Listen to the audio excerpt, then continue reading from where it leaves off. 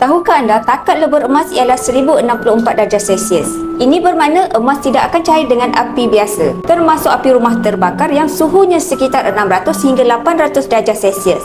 Kesimpulannya, emas jauh lebih selamat berbanding wang kertas yang mudah hangus terbakar. Malah berisiko dimakan serangga seperti anak-anai, dan lebih parah, wang kertas juga sentiasa terdedah kepada kejatuhan nilai mata wang. Menariknya, walaupun emas itu lebur, nilainya tetap kekal kerana emas dinilai berdasarkan berat dan ketulinan, bukan pada rupa dan bentuknya. Di Public Gold, semua jenis emas diterima untuk belian balik, termasuk yang sudah terbakar atau rosak, dengan harga yang sama. Inilah kelebihan besar berbanding sesetengah syarikat emas lain yang hanya membeli emas sempurna atau menawarkan harga jauh lebih rendah untuk emas yang sudah buruk.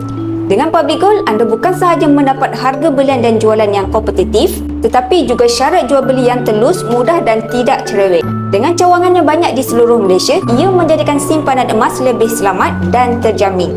Bagi yang berminat untuk mulakan simpanan emas bersama di Public Gold, anda boleh rujuk video saya setiap daftar akaun Public Gold atau klik link bio saya. InsyaAllah saya akan bantu guide sebaiknya.